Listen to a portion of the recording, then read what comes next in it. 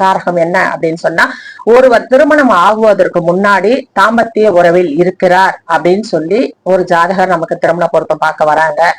மாப்பிள்ளை எப்படி இருக்காங்க அப்படின்னு நம்ம கிட்ட கேக்குறாங்க, இல்ல பொண்ணு எப்படி இருக்கும் அப்படின்னு நம்மள ஒருத்தர் கேக்குறாங்க ஜாதகம் எடுத்துட்டு வந்து அப்படின்னு சொன்னா, நம்ம 3ஆம் பாவத்தை பார்த்தோமாவே அவங்களுடைய ஒழுக்கம் எப்படி இருக்கும், கற்பு நிலை எப்படி இருக்கும் அப்படின்னு நம்ம தெரிஞ்சுக்கலாம். ஏன்னா 4ஆம் பாவம் என்பது கற்பை குறிக்கக்கூடியது, சரிங்களா? 5ஆம் பாவம் என்பது காதலை குறிக்கக்கூடியது. இந்த 3ஆம் பாவம் என்பது அவர்கள் திருமணத்திற்கு முன்பே தாம்பத்திய உறவில் ஈடுபட்டிருப்பார்கள் என்று நாம் தெரிந்து கொள்ளலாம். இது 7ஆம் பாவம் என்பது திருமணம் ஆனவுடன் தாம்பத்தியத்தில் ஈடுபடுகிறார்கள் என்று நாம் தெரிந்து கொள்ளலாம். ஏன்னா இதெல்லாம் காம திரிகோண பாவங்கள், அதை பத்தி பேசினா நிறைய பதிவு வேணும். அது மாதிரி அவர்கள் இந்த 3ஆம் பாவம் ஒற்றைப்படை பாவம் தொடர்பு கொண்டிருந்தால் பரவாயில்லை.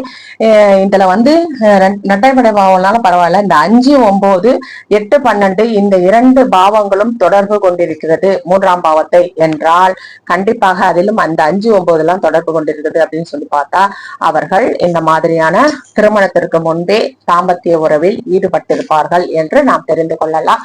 இதுவும் இந்த காரகத்தில் ஒன்று, 3ஆம் பாவம் காரகத்தில் ஒன்று. அதுக்கப்புறம்